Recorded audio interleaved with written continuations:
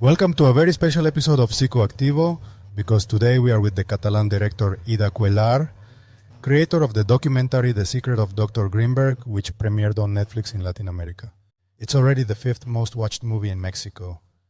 Welcome, Ida. Finally, you can't escape me, now for sure. How's it going, Pavel? How are you? Very well. I'm a bit thrown off because a lot has happened in the last 6-7 months that I maybe didn't expect in many ways.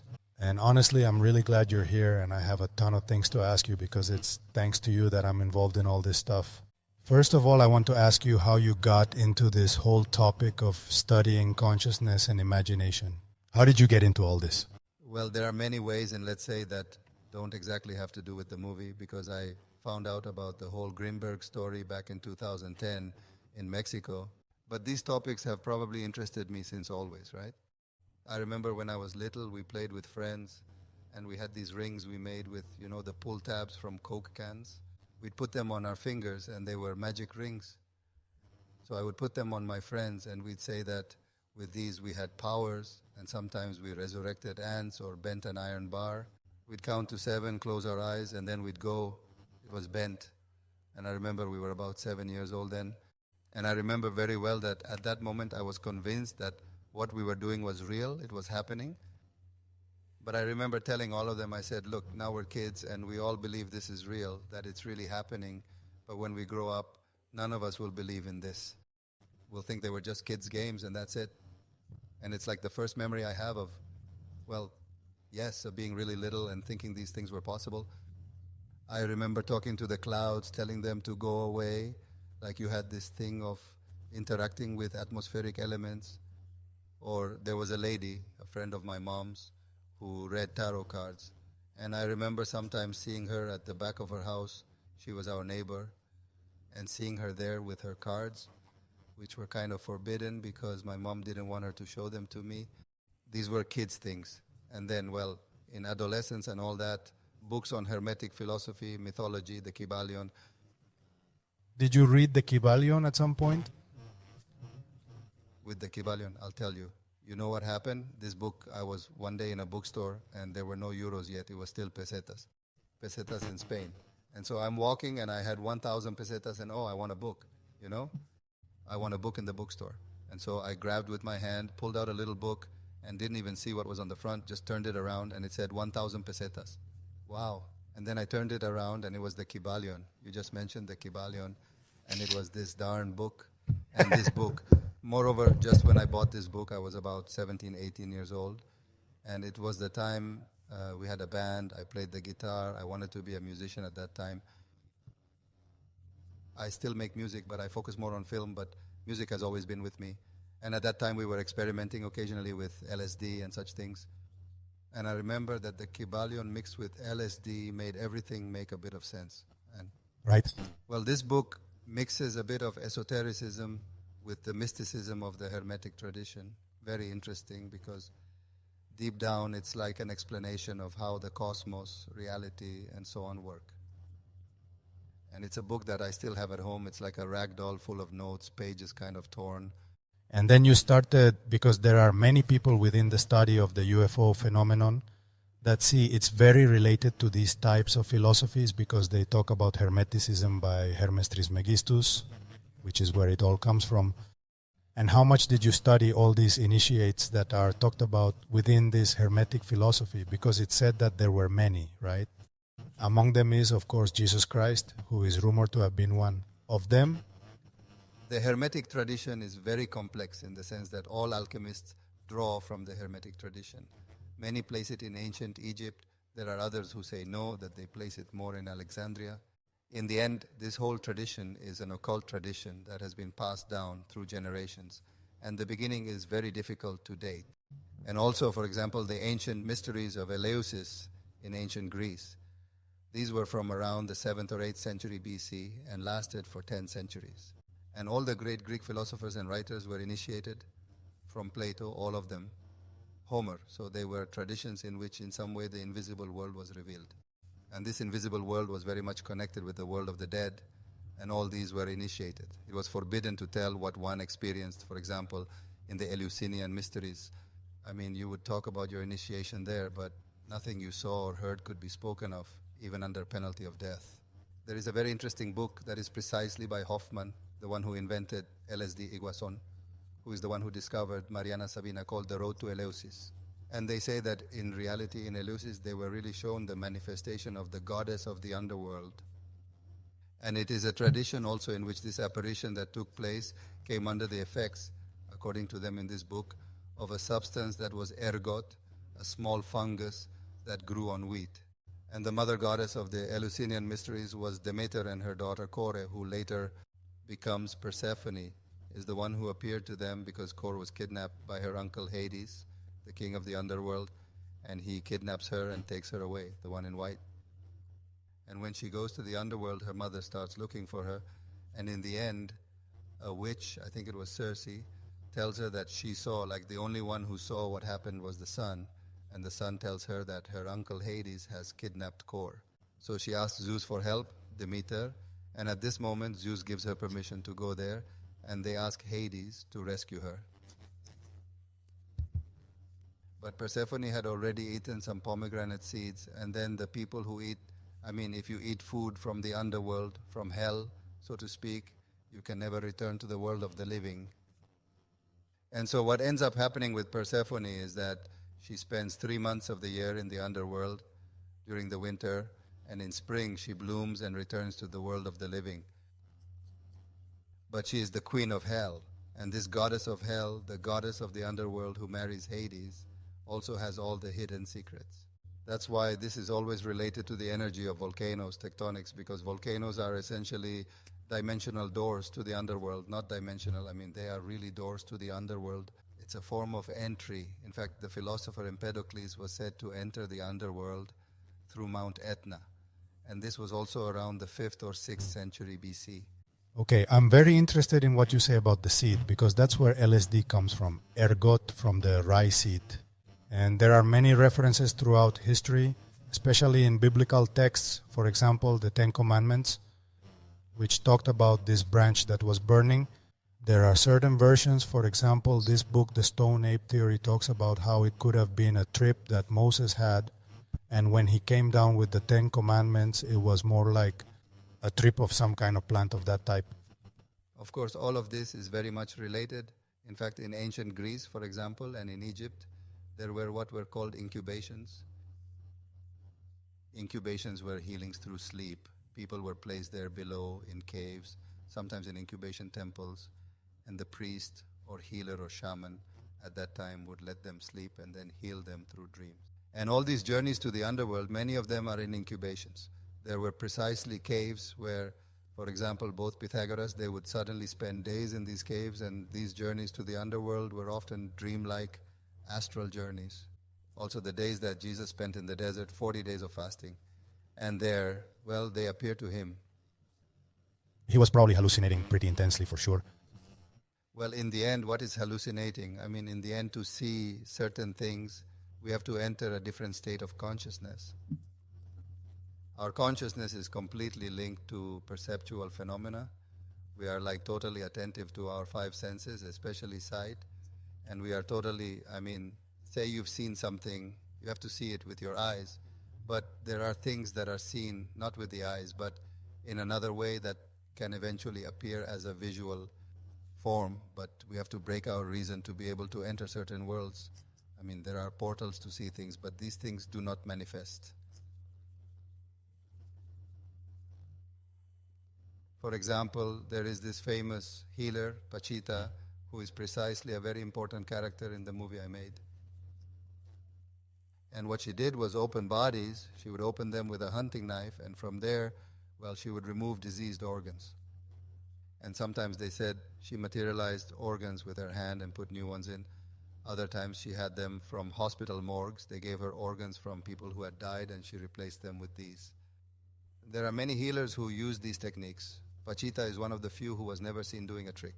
Alejandro Jodorowsky was with her, Grinberg was with her, Frechedo. Many people were with her, many people who came from the US, and they recorded it on tapes, on Super 8 and 16 millimeters. There were lines of people and many people who have been healed by Pachita. This was in the 1970s. The thing is, Many people I've interviewed about Pachita tell me that reality seemed less solid when they were with her, as if it were more liquid. Expand on that a little more. That refers to Pachita. Maybe when she entered a room, she changed the nature of reality around her. It refers to that. In fact, Carlos Castaneda, who was never directly with Pachita but knew her, said that Don Juan told him that what Pachita did was change what Castaneda called the assemblage point, which is how we see reality. So it's as if she somehow altered everyone's consciousness or made reality change in some way at that moment. Because then she would saturate with her hand, she wouldn't sew the patient, she would just pass her hand and with energy saturate the wound. And the next day I see a small mark, right? There are small marks that say this small mark, which is like a mark sometimes, well, like the marks that UFOs sometimes leave, which are like situations where you say there are physical evidences, a radar sees them, they leave a trace, they burn a lawn, they leave certain evidences. But at the same time, it's a phenomenon that isn't entirely objective. It's also subjective because it also changes the perception and consciousness of the one having an experience. Many times they are paralyzed, other times they don't remember what happened and can only recall it through hypnotic regressions. Most abductions, or almost all, are remembered by the patient through these regressions. They don't remember this event. So these are situations where there is a physical and objective part and another that is subjective. And well, this happens in all these phenomena. I'm going to tell you a little bit about the main reason why your movie made a lot of sense to me and seeing everything you cover in the movie, because I had a period of about a decade where I was consuming psychedelic substances in an empirical way. I read books that dealt with all these topics, and then I tried to do experiments under the effect of, and I was within the ravers community in the city of Guadalajara. And we talked a little about this last night, about all this telepathy stuff, which was something that I proved. There were several witnesses. They realized that it really did happen. It happened more than once. But there's another experience I had once when I went to a rave, and there was so much synchronicity within my trip, which was just an LSD trip, that it got to a point where I felt like I was controlling everything that was happening around me just by thinking it. So it got to a point where I said, because there were too many coincidences throughout the night, that this is real. So I started doing experiments all night, and I thought I wanted specific things. So I started imagining, right, at one point in the morning, because raves start at night and then until 4 p.m. the next day. The people, well, right? It got to a point where I said, let's try something very specific that won't happen. I mean, I don't think it will happen. So let's see. I said, I'm at a rave, I'm hungry, I'm craving a barbecue. So I said, I don't know how, but there's going to be a barbecue today, and no one had brought anything to make the barbecue. I mean, and a couple of hours passed, and I said, well, I don't think so. And suddenly a friend of ours, Christian, who said he wasn't going to the party, showed up with a grill, walking with a grill, and I said, no way, I mean, how the hell? And I asked him and everything. He told me, no, well, I wasn't going to come, but I said, well, I'll bring a little barbecue, right? We make a little barbecue. I said, no way. And I told him, he told me, I think it was a coincidence, right? He says, I said, well, who knows? We enjoyed the barbecue, we made it. I said, well, let's see where this thing takes us. Let's see, now that I'm in the middle, let's see if it takes us somewhere else. I said, I want to go to a place where there's a cabin, and in that cabin, there has to be a tub where I can bathe because I feel dirty, I want to bathe. The party ended, we were going to go home. Suddenly, no, the after party, and we went to an after party. The after party was in a cabin, and when we arrived, I wasn't telling anyone really about what I was doing, the experiment, just because I told Christian. The one who brought the meat, I told him, I'm craving a barbecue, today you brought it, how cool, it was a coincidence. Yes. When we got to the cabin, I told the owner, hey, you wouldn't have a bathroom for me to bathe? He said, sure, it's on the second floor, go ahead. There are towels, there's everything. And I opened the bathroom, a tub, man, I bathed, came out fresh. Then suddenly I started doing more experiments, wanting to control what others were doing. And it got to a point where I said, I want this thing to turn into a Greek tragedy and Greek comedy, that suddenly they put on togas, that we start chatting, talking about Shakespeare, and everything started happening just as I wanted it to happen. And the owner of the house was one of the ones wearing the toga. I was laughing my head off. I said, no, it can't be that this is happening. Seriously, it can't be. I mean, how the hell? And I'm not saying anything. I'm thinking it all, and it's happening just like that. And when I was talking to this guy, suddenly he was asking me questions like he already noticed something strange was happening. And I told him, well, you know what, dude? Honestly, I mean, nothing that's happening here happened without me wanting it to happen. He said, how? And I started telling him, and his face was like, I mean, since that day, the guy stopped talking to me and hasn't talked to me to this day. And since that day, I've always wondered. I said, because I tried to do it again other times, and it didn't happen the same way. And that's a question I've always had. And after that, all my life, I've had a question of how the hell did that happen? And when I saw your movie, I said, okay, so there is a scientific investigation of how that happens, but I did it under the effect of psychedelics, and well, they're like a shortcut, right? I mean, no, it doesn't feel so pure, let's say, in a certain way. So since that day, I've always wanted to investigate how to do that without the need to use psychedelics. And that's what led me to your movie. And now this whole path we've already traveled. Well, what a good story. When you were telling it, it reminded me a bit of lucid dreams, you know? But when you're in a lucid dream, it's like suddenly you're aware that you're in a dream. You know you're dreaming, but you're totally inside. It's not like you think you're not waking up, you're there in the dream, but you're aware that it's a dream. And just being aware that it's a dream makes it so suddenly you can do whatever you want. You can fly, you can manipulate others, not manipulate, make them do what you want them to do, to happen. You can materialize things. Suddenly it becomes being in, I mean, you can do whatever you want in a lucid dream. It's like suddenly magic manifests. Or you're in a dream, obviously you know you're dreaming, that you're like there in this space. Well, I think that's the secret of these things. I mean, also when you're on LSD or something, suddenly it feels like you're in a dream. But in the same way, Pachita, when she operates, people believe they're in some kind of dream. They see reality differently. That is simply to understand. It's like Calderón de la Barca, who said life is a dream. It's right in this window, in this door, and in this altered state of consciousness where suddenly these things can happen. Now, the limits are those of our own reason. So they are so strong, our vision of reality is so strong that breaking it is very difficult. It's like, it's not about will, it's not about wanting it, it's about making it click and breaking with this vision we have of reality, where I pick up a bottle and it falls because there's a force of gravity, but I could let go of the bottle and it would rise. But this can only happen if we manage to break. Now, also, how does it happen? They are topics that are very complicated to explain. I wish we really had the secret, but well, there is a lot of evidence.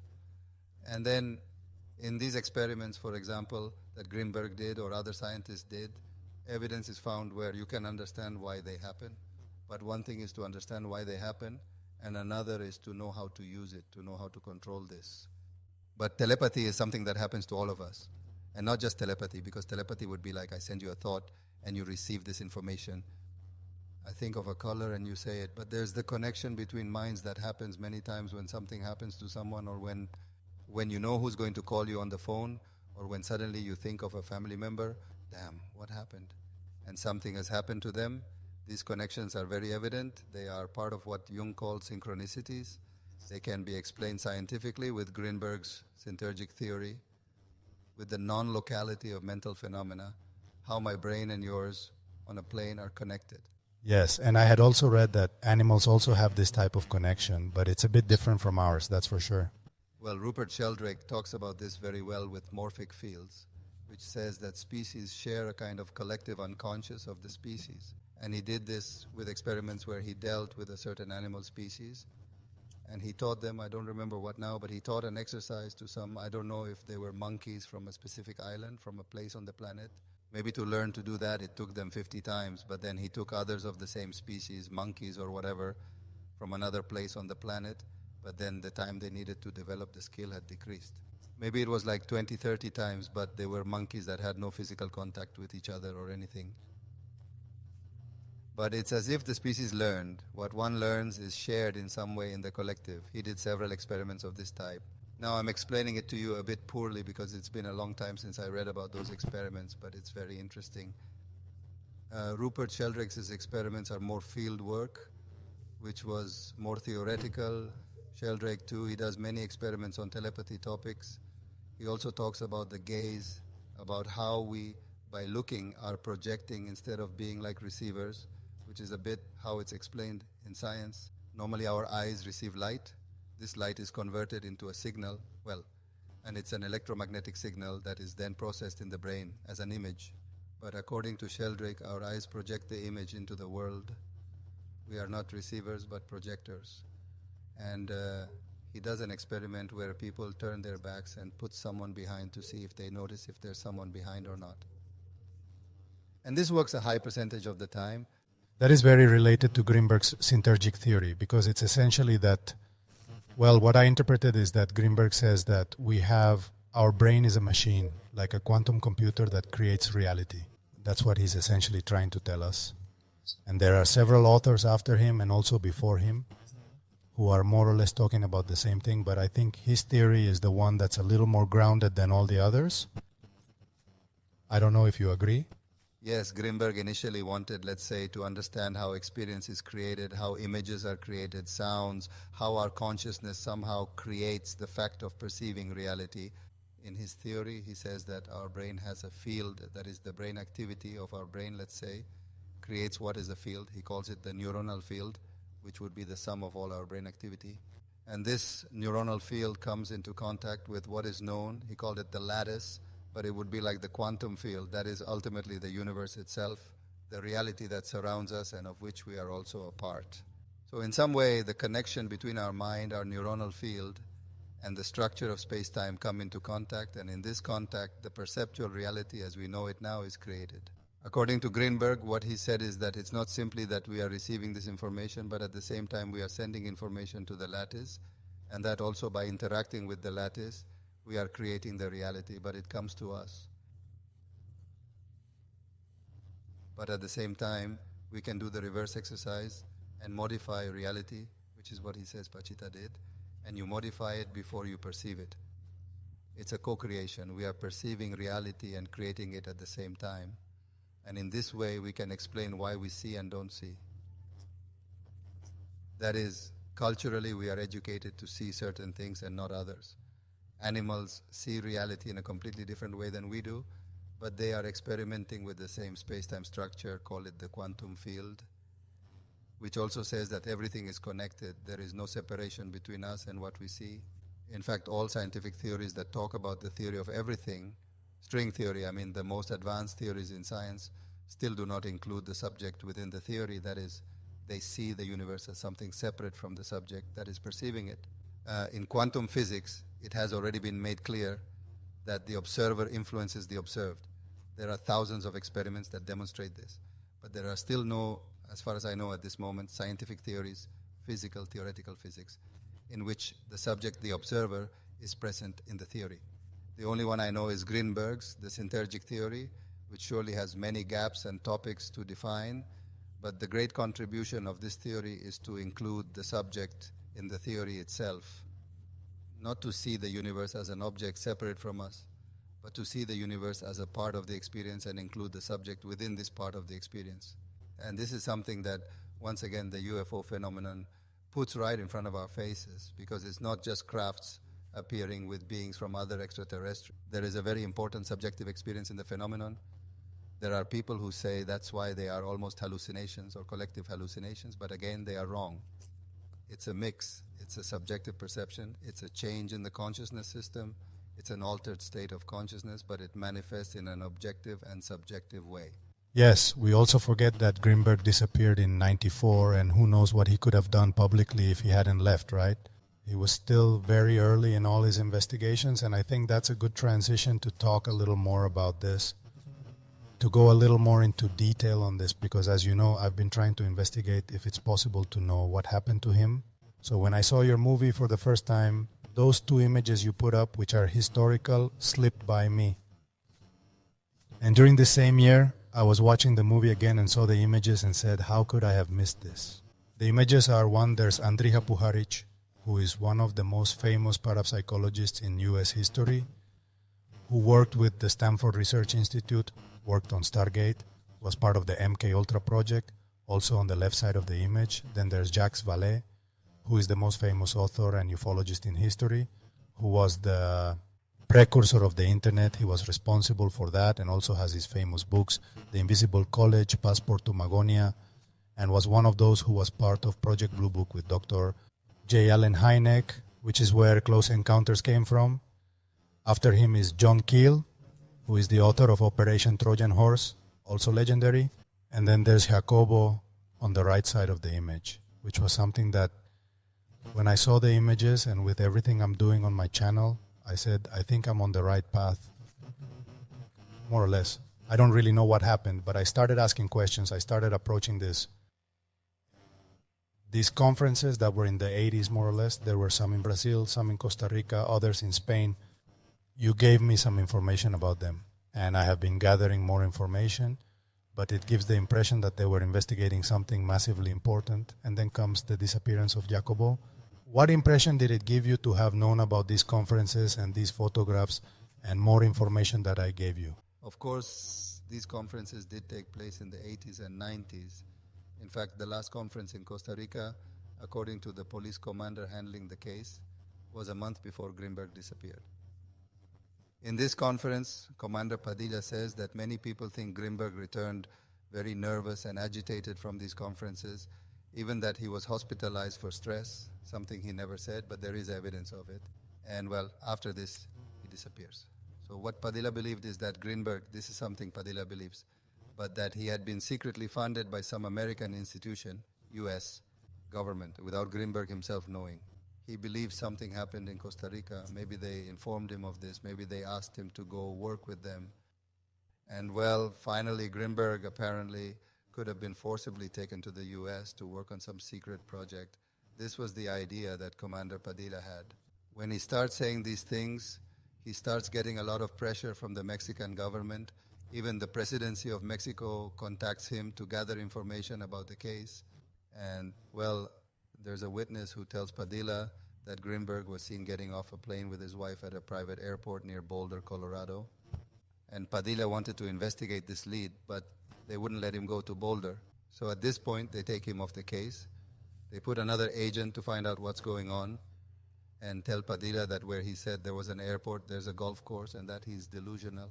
The family doesn't believe him either, the doctor's family, and they take him off the case. Then they accuse him of car theft, and then they take him out of the police. Padilla, a detective who had solved all the cases he had investigated. This last case obsessed him because of the importance of the doctor and all the mysteries surrounding it. And finally, it's the last case of his life and the only one he couldn't solve. When he was closest to solving it, he says they kicked him out of the police and accused him of car theft, and he was left without a job. Of course, when I asked people, could it be that there was an interest from the American government, that Grinberg's investigations were important to someone? They always told me, no, well, Grinberg at that time wasn't even known outside of Mexico, which is a lie, because he gave conferences in Germany, gave conferences on television in Spain. But of course, when you see the photo of Jacques, Vallee, Andrija Puharich worked on the MK Ultra project openly. This even appears in a Perry Mason series, Andrija Puharich playing himself, working on MK Ultra.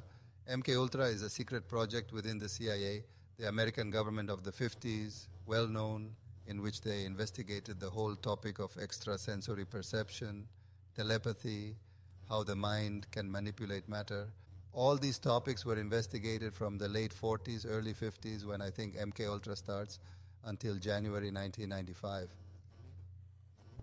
That is, Grinberg disappears a month before the Stargate project ends. Puharich, this same scientist, dies, apparently in a strange way too. Something happened in January 95. A month later, Puharich had even reported in some of his articles, or had said that someone had tried to kill him by burning his house because he was divulging knowledge that, well, knowledge they didn't want to be known because he worked with them. He's the one who brought Uri Geller to the US. Puharich is an important figure. Of course, you see Jacques Vallee, you see Puharich, you see Grinberg, all at the same table, and you say, how could they not know him if he was with these people who were directly working in the US and on important projects? So, well, that's why when in 2017 all the declassified CIA files come out, and I see that there are classified files of Jacobo Grinberg, which are articles. I mean, they don't prove anything. But what they prove is that they obviously knew what Grinberg was doing and they were interested. And well, Grinberg is one of the few scientists who scientifically demonstrate the topic of extrasensory perception. Because there are others who do it through subjective experiments. I show you a circle, and without seeing it, you see that I'm thinking of a circle or things like that. Experimental telepathy with verifiable results, 70% reliability rates, whatever you want. But what Grinberg did was observe brain waves. That is to say, the subject in front of a Grinberg experiment didn't necessarily have to see anything.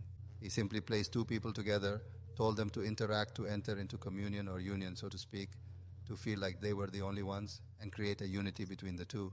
And he would leave one at rest, placing an electroencephalography device on their brain to observe their brain activity, and the other he would expose to flashes of light.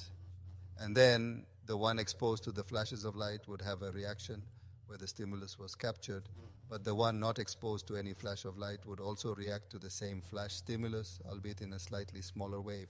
And he conducted these experiments thousands of times, but they are experiments where you can verify that it is waves that are being measured.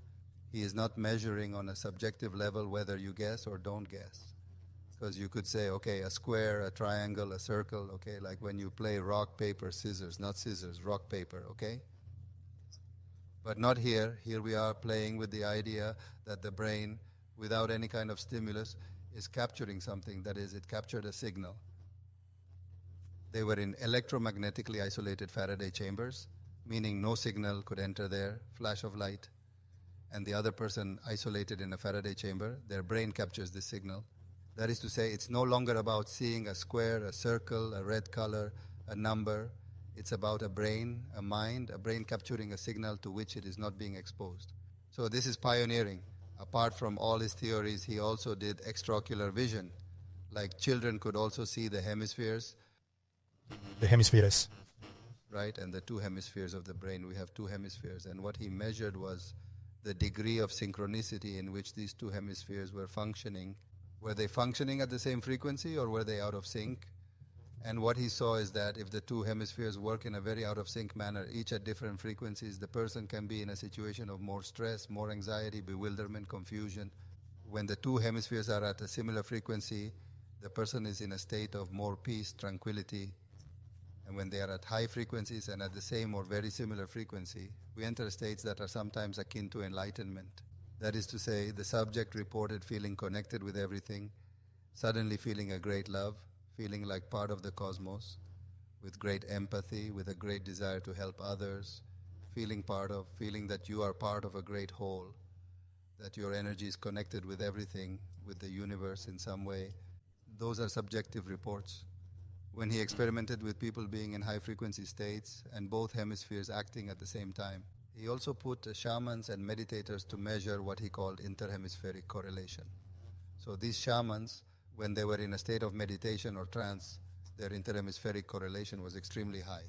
And it is when they are in this state that they can somehow heal their patients, have telepathy events, because they are in contact in some way with the universe, with everything, with reality. Hey, and for the people, what can you say about this correlation between Jacques Vallee, John Keel, and Grinberg? I see you're even more interested in all this UFO phenomenon. What are your, if you can't say your plans, but what is your perception of how you want to approach this within your work? Yes, look, the UFO phenomenon has always seemed interesting to me, but it has also always been discredited from many factors. From many sides, this phenomenon has been discredited, almost to the point of being laughable sometimes. I'm not interested in UFOs. Oh, well, the geek who likes UFOs has gone a lot in that direction. I don't know if there's an interest behind this or not, but it's always been like that, and it's a topic that has always interested me, while at the same time I haven't been very attentive to it. And when I really started to get interested in the phenomenon was when I read Patrick Harpur's book, Daimonic Reality. In this book, Harpur compares events that have been throughout history, always appearances of fairies, goblins, elves, creatures like the jinn in Africa, and compares them with the UFO phenomenon. What Harpur says, he says that UFOs, elves, jinn, fairies, the beings that appear to us, he says they are daimons. Daimons are a figure that comes from ancient Greece and are beings that are quasi-material and quasi-spiritual. They are between the material world and the spiritual world and have appeared to us forever. And daimons are always on the border. They appear evasive. They elude us. And what daimons do is show us They show themselves physically but also spiritually, ambivalently. And they always come from a mysterious place. What Harpur says is that they used to live in lakes, in forests, in caves. But when Christianity began, there were even priests and monks who went through the forest, smoking out the forest to drive away these creatures called daimons in ancient Greece. And the Christian religion turned them into demons. So in some way it sent them to hell and somehow made them into malevolent figures. But then came the next, which was the Enlightenment, where all scientific materialism was born. And at this moment what happens is that these demons disappear from the forest because forests are trees, there are no creatures in the forests. This is our imagination according to modern science. What do we do with modern science? We make the soul, let's say the soul exists, everything that cannot be measured materially disappears. There comes a time when everything sacred disappears. We disenchant the forests, we disenchant the lakes, everything becomes a habitable place, and this mystery disappears.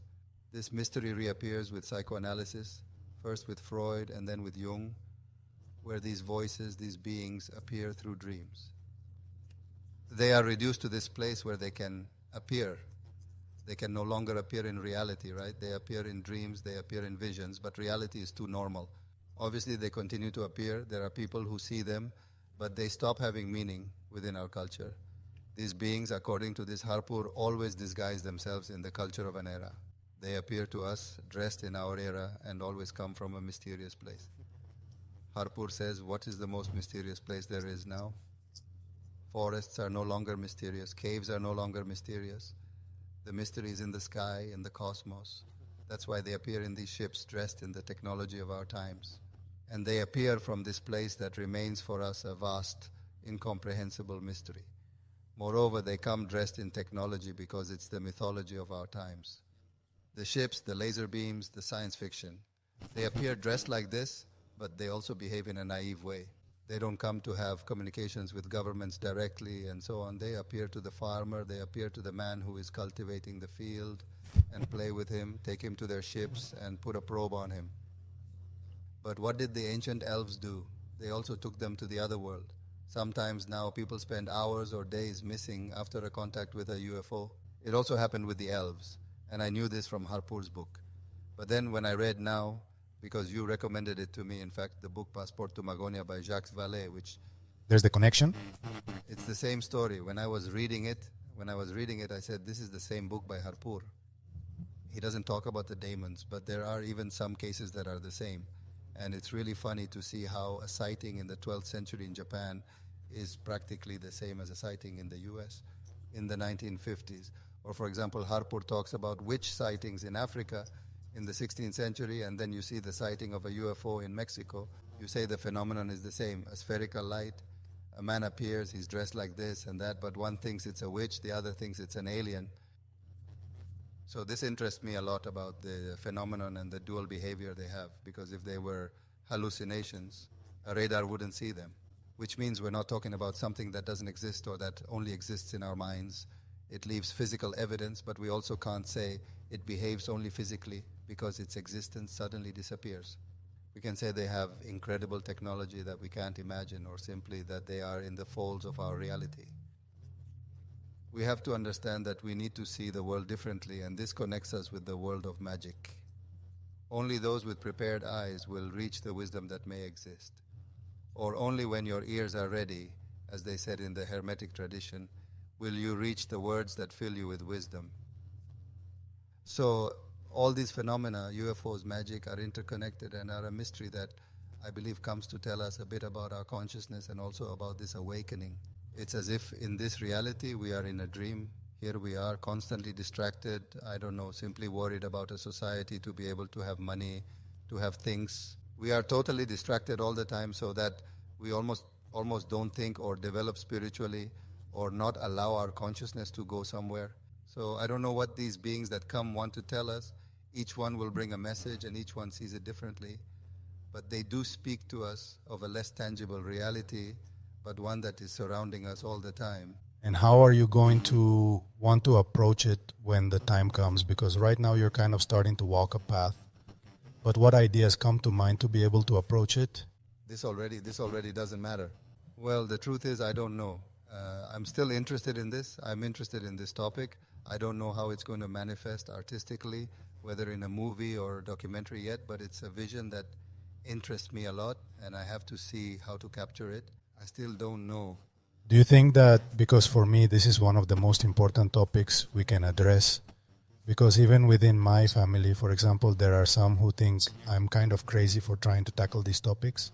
For me, the way I'm trying to approach it is from a journalistic point of view, seeing which people with sufficient or credible credentials, to talk about this topic are talking about it and why they are talking about it. Earlier I was talking about how people like Barack Obama or Hillary Clinton are acknowledging that the phenomenon is real, that there is something.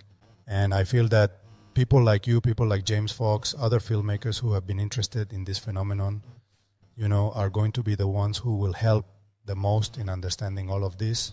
And that's why I feel that the vision you have of what you're more or less understanding about the phenomenon, I think it's going to add to an entire ecosystem that already exists, that's already in place. But I feel that outside voices are needed because it's like a whole machinery that's already running and they all already know each other. So the fact that you come in to try to explain or try to put your version of what the phenomenon is, I think a lot of people will take it as a curveball they weren't expecting, And that's really exciting. That's why when you and Alex, Dr. Alex Gomez Marin, talked to me about being interested in exploring the phenomenon, I feel it's a step in the right direction, it seems to me. Yes, I think, of course. I don't know. Honestly, I haven't seen that many UFO movies and such. I've seen some documentaries, and I don't know. I feel that it does need a look. I don't know if a different one, but to try to understand the phenomenon, not just try to explain it, but to give it context, And for example, what Harpur does in his books is provide context through philosophy and mythology to understand the phenomenon, not just as a physical phenomenon, but to try to understand it as a whole and as part of consciousness. Also, the other day I was listening to Terence McKenna, and he was saying that these beings, because he also mentioned making a contrast or a parallel a bit between elves, fairies, and the appearances of the UFO or UAP phenomenon. So he said they were somehow a product of the anima mundi. The anima mundi is this Greek concept where, let's say, the earth or the planet itself or the cosmos in general has a soul, and this soul communicates with us. And these creatures, Harpur also mentioned this, are part of this anima mundi. They are the messengers. They would be, in this case, the messengers between us and the gods. They are these beings that are in between the two worlds and appear to us to deliver messages. And the funny thing is that many times they are surreal. They are funny. It's like they want to break our ego. They want to break our rational view. They come to disrupt. They don't come serious and all. They come almost as if they are playing pranks on you, playing pranks on you, playing pranks on you. They are pranks at heart, I suppose. First, so that you pay attention to them, but also so that you don't take them too seriously, as if they were absolute truths. They come to show us the ambivalence of the reality we live in. I don't know exactly, but they are playful. Yes, they are very playful. In English, they call it the trickster, which Jacques Vallee also talks a lot about in Passport to Magonia. It's a bit like the Joker, like in the tarot card. In the tarot, there's the fool, and the fool is the fool and comes to break our vision. For example, in many North American ceremonies with jikuri shots and peyote and others, there's sometimes also the figure of the Joker, the sacred clown. They put on a mask and come to do everything that's forbidden, come to laugh, come to provoke, and come to break so that we don't take things so seriously. It's like the sacred joke, the sacred clown. In fact, on an altar, sometimes there's the serious altar, the altar where they put the candles, the offerings and such, and others put another altar, which is the beer altar. The altar? The altar of Dionysus. Yes, of Dionysus.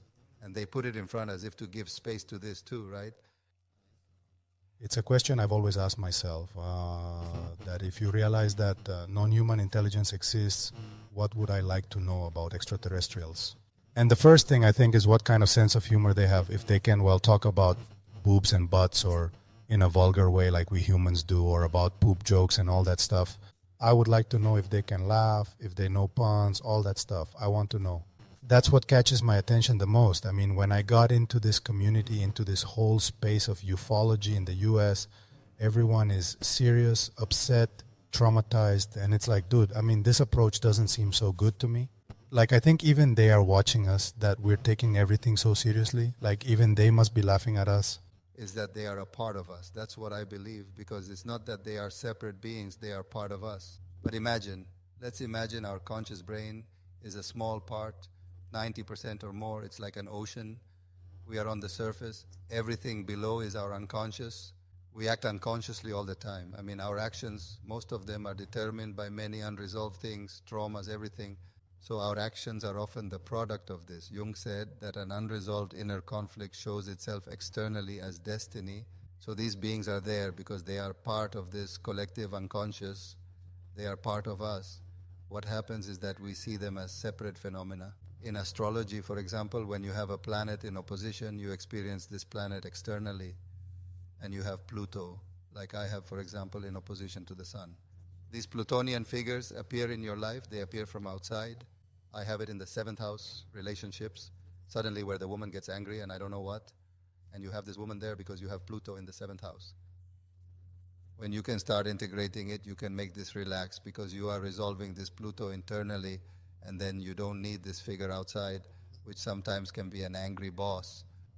I have an angry boss, I leave the job, but after 2 days I have someone else angry and I repeat the pattern.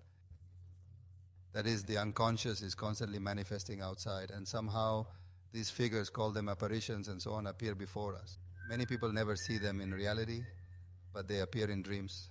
There are many ways they manifest, but somehow they are connected to us. They are part of our consciousness. It doesn't mean they aren't outside too and have their own, but the inside and the outside have a point where they are the same. And this is also demonstrated by synchronicity. I think something, then it happens. That is, seeing the world as something separate from us is also an illusion. Yes. I'm going to ask you about the last part that I think is good to talk about. It's about the relationship that Jacobo and Carlos Castaneda had, because we've been talking a lot, you and I, outside about these women who were with Castaneda, right? And how he created a whole cult around the books he wrote. How do you see that contrast and the duality between how Jacobo's approach was and how Castaneda's approach was? Sure.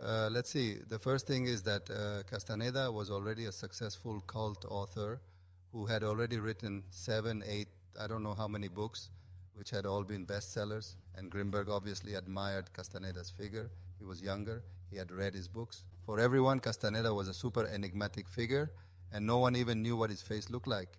Meeting Castaneda was like an event.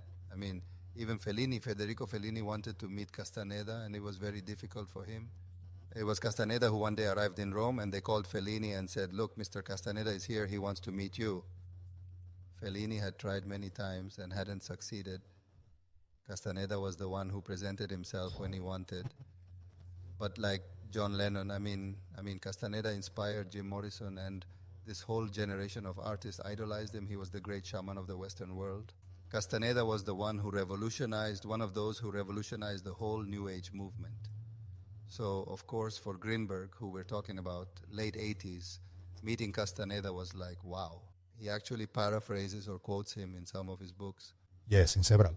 And Grinberg's vision and Castaneda's are quite close on a philosophical or epistemological level. The thing is, they know each other, and at first they get along very well. In fact, they bring Grinberg to Los Angeles because one of Castaneda's students thinks he's someone Castaneda might be interested in meeting. A friendship develops between them. Admiration from Grinberg and from Castaneda. Well, at first there's also a moment when this relationship worsens. Castaneda apparently offers Grinberg to go to his community in Los Angeles to research from there and become part of this cult, let's say. Grinberg refuses. He has his daughter. He has his duties at the university. And Grinberg also realizes that when people enter Castaneda's world, they are forced to leave everything, change their name, cut their hair, the girl's all the same. There's a very specific case of a woman whom Castaneda forces to leave her daughter. I think that Castaneda, this woman, much later she says, "Is that you made me do this and such?" And he says, "Oh, you believed me," laughed and said, "I don't know why you did it." Oh, what a jerk. He was always playing. Those who are Castaneda's disciples will say he did it to test the disciple, but, well, it was cruel. The practices, he had a very interesting book, is Amy Wallace's, the daughter of Irving Wallace, who was a student of Castaneda, and has this book called Sorcerer's Apprentice, My Life with Carlos Castaneda, where she talks about all the practices Castaneda had. He said he was the Nahual guardian spirit. He called himself that in the third person. And he said he hadn't had sexual relations for more than 20 years to preserve his energy. And according to Amy Wallace, he had sexual relations with most of the female students he had, and also made them somehow have a hard time.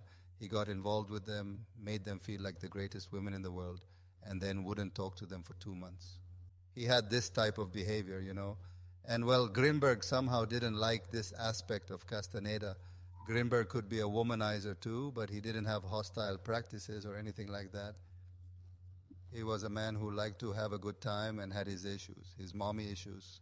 His mother died when he was just 13 years old, and it's something that always troubled him. But let's say he didn't like these practices of Castaneda, and that made them drift apart. Now, also at the end of his days, Grinberg had also told his editor in Spain that he felt spied on and watched by Castaneda's group. He also wanted to publish something about Castaneda that his editor didn't want to co-publish. There were several things there that somehow made the relationship quite murky. You know, it's kind of like this. In any sense, I feel that what Castaneda left, especially in his first 3 books, I think it has to be separated from what Castaneda's life was, right? Don't you agree with that? Especially the book, The Teachings of Don Juan? Yes, it's an incredible book. In fact, Octavio Paz said that if this book had been presented as fiction, you know, instead of as his doctoral thesis, which is what he did, it would be one of the great works of American literature of the 20th century. It is. No, but no. Well, in fact, it was written in English. Many people believe it was written in Spanish. It was written in English. Octavio Paz wrote the prologue for its Spanish edition. But it's a magnificent book. I read it in my adolescence too, and it's spectacular. And all the philosophy that Castaneda talks about is incredible. Now, well, he's also a character that it seems the very Don Juan is an invention of Castaneda. I mean, he compiled several shamans or even European phenomenological philosophies in his theory. I mean, Don Juan is a very sophisticated shaman. Yes, he's almost like Merlin the Wizard. He's a character of wisdom that is not the Mexican shaman from a small village. He's a character with great wisdom that is Castaneda's own wisdom. And the problem with Castaneda is like the Jedi who goes to the dark side. I see it that way. I think he's a person who reached a high level of knowledge, and there came a time when he wanted to somehow take advantage of this knowledge, this power, and well, he crossed the threshold to the dark side. All his followers will surely think something very different, and well, maybe I'm the one who's wrong. But there is a lot of evidence regarding Castaneda's bad practices. He was a brilliant person. He was someone who charmed everyone. Everyone says so, those who knew him. Castaneda would arrive at a place and you would see a person with incredible power and a gift for convincing you. And surely in the early years, all this was reflected in these books. But he became a rock star. I mean, he lived in, if I'm not mistaken, Beverly Hills in Los Angeles. He had his house there. He's then, according to Manuel Carvajal, who recently wrote the biography of Carlos Castaneda, well, there came a time when he entered a very high lifestyle. His books gave royalties. They told him to write more books. At first, he didn't want to write more, but he started writing more books to earn more money. And there came a time when the books didn't give as much. And that's when he started giving these tensegrity courses. And, well, because he was used to having a very high worldly life. And, well, I guess he ended up becoming like the leader of a sect. That's how both Tony Karam also expressed it, who was his disciple, and who is also said that Carlos Castaneda wanted Tony Karam to be his successor. He eventually turned to Buddhism. He didn't want to continue. Yes, Tony has tried to stay very far from all that mission. Yes, because, of course, all this went like, well, when you start seeing this figure, you don't want to be close, because in the end you say, well, there's also the disappearance of all the witches who were with Castaneda, Taisha Abelar, Florinda Donner, Nuri Alexander. Let's see, tell me the people, how did they disappear? Castaneda, when Castaneda dies, because there is a death certificate, there are people who say it's fake, that it's just to make it seem like it happened that way, but Amy Wallace tells it. Castaneda was sick. In fact, he was being medicated for serious illnesses and such. He probably had lung cancer, I think. So Castaneda starts saying that he is going to cross the threshold and go to the other world, just like his teacher Don Juan did. He always said that he would cross to the other world, taking his body with him, and that only the Nahuales could travel like that, leave this world and ascend to the next world. He was creating this myth for him, which Castaneda's followers believe happened, that he crossed to another world, taking his own body with him. He started saying this and saying, well, the day of departure is coming, and so on. And, well, the day comes when he dies. but he is organizing. And Amy Wallace also says this, and he knew they were all leaving. She knew that the others were leaving, that Florinda Donner, that Taisha Velar, that Nuri Alexander were going to leave with Castaneda. So when Castaneda dies, his inner circle of witches disappears. Wow. There is talk of a collective suicide. Then some bodies were found in California, in the USA, or in Texas, or I don't know, in a desert. A burned car was found where I think Nuri Alexander is there. And well, apparently these women, well, apparently not, they disappear. Nothing is known about them. They were authors, they had written books. When Castaneda dies, they disappear. So, well, if Castaneda was the one who did it, then it's the perfect crime. Yes, that all came out in a BBC documentary, right? BBC also makes a documentary about this topic. They focus a lot on the deaths. On the deaths? So, well, this is a bit of the case. He is a fascinating character, and all his knowledge and what he explains is incredible in his books. You have to have a combination of the two schools, because if you go one way, there are things you miss from the other. I'm talking about Grinberg and Castaneda. That duality is very interesting. And, well, there is also the mystery of everything that happened to Grinberg, which I will continue to investigate. And just to finish, what impression do you have of this whole journey you've had since you started filming the documentary several years ago? Your experience with Clemente Padilla, what is the main lesson or experience you take away from all this? Well, that's a good question. I've gone through many phases. There is one that seems interesting to me in the case of Grinberg, but that in the end speaks of everything, which is a phrase that more or less, I don't know if I'm going to say it right, but the era of Roberto Calasso said that the character of the novel has only one life, one death, but that the character of the myth has many lives and also has many deaths. And he says that there is no figure that has had more lives and more deaths than Ariadne. Ariadne, the character from Greek mythology, the one who, when Theseus enters the labyrinth and kills the Minotaur, takes her with him to marry. So she has had 1,000 lives and 1,000 deaths. In some with Dionysus, who takes her from the island. In others, well, they have 1,000 stories. And Grinberg, for example, this happens. He is a character who is not a novel character. He is a myth character who has many lives and at the same time has many deaths, and each of them is true in some aspect.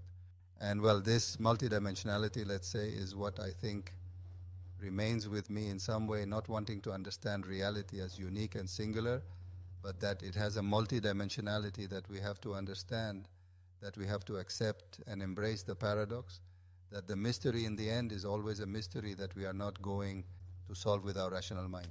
It is the mystery that will end up changing our rational mind so that we open ourselves to the mystery, so that we can navigate these worlds. Have you never had the feeling that you are dreaming and in the dream you go, boom, I understand everything? You wake up in the morning and damn, it slipped away. It slipped away. It's this.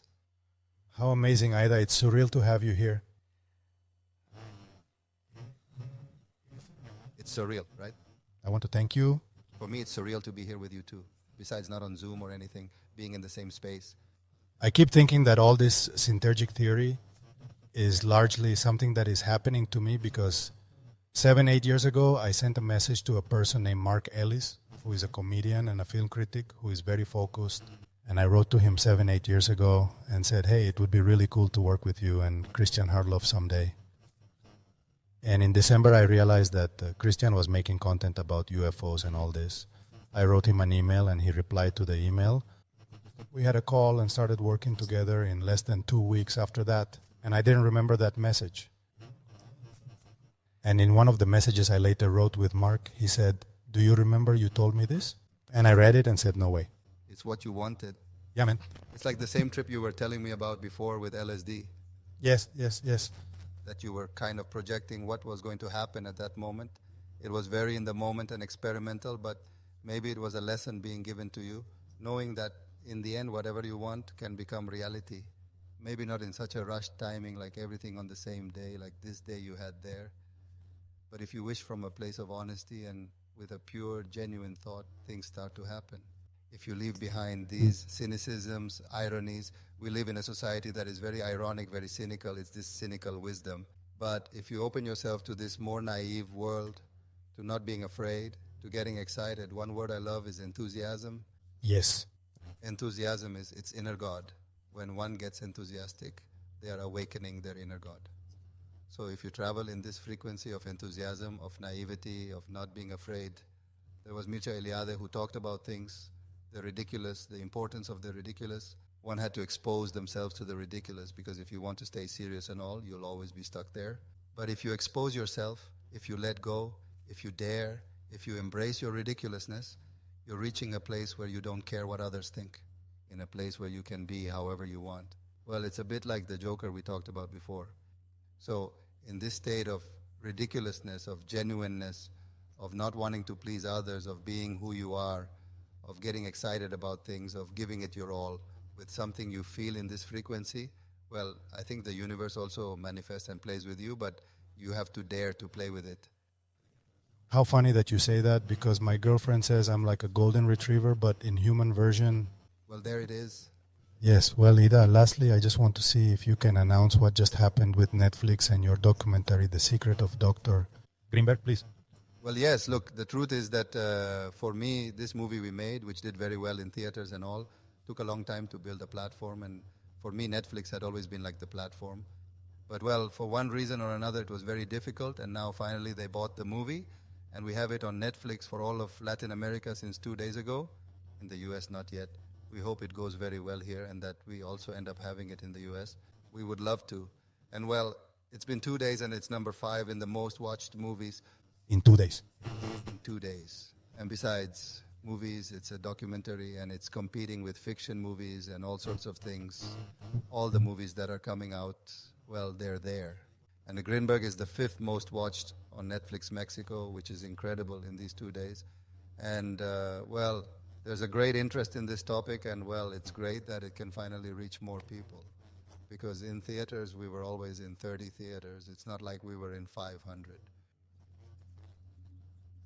Being on Netflix is a window for many more people to see it. And hopefully this story spreads, because really when I started making the Grinberg movie, for me the most important thing was for people to know his story, because he was a person that was incredible to me. It's very important for history in the world, but especially in Mexico. And at the time I started making the movie, no one knew him. It was about 5% of the people I talked to knew who Jacobo Grinberg was. And now I think it's the other way around. Yes. Jacobo Grinberg, I think now 90% know who he is, and maybe there's 10% who don't. So I'm not saying it was all because of the movie, but it was the intention I had when making the movie, for the world to know Jacobo Grinberg, this fascinating character and his mystery. And, well, I feel that this last step, let's say, of the movie's journey, being able to be on Netflix, will make it so that even more people can learn about this very important character. I want to congratulate you for that, for having changed the perception of so many people on these topics, because you helped a lot. I also want to thank you very much. Well, thank you very much. And let's hope to do another one later, another episode of these. Maybe from afar, no worries. It has been a bit, how would I say, we've been jumping from one thing to another. Bit chaotic. But I've had a great time. Thank you very much, Aida. And, well, let's see what comes next from this. Perfect. A pleasure, and thank you all very much. Take care. See you later. Muchas gracias a todos. Que estén muy bien. Nos vemos después. Adiós, Ida.